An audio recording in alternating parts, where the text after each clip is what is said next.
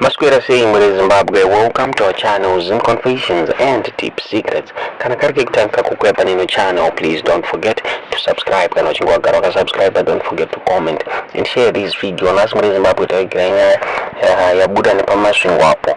Pamashingo parikunzi pane 3 ma CCC members, ma triple C members ayo loku afaila ma nomination papers avo kuti wa contest mu Ward 2 kuma by elections kumasvingo uku kwakuna Sengezo Tshabangu akayatwa record na Sengezo ma weeks apuraya.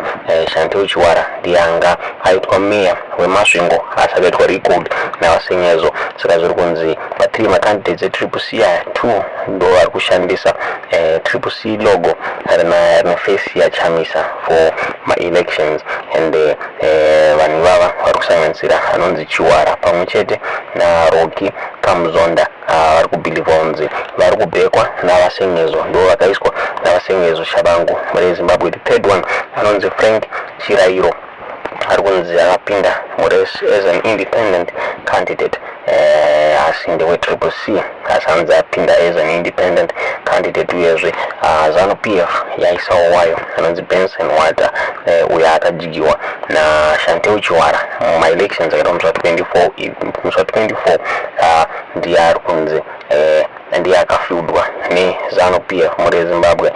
Pane nyaya yabuda zvakare kuchinzi vasengezo vaudza macourts kuti ma triple C members ayo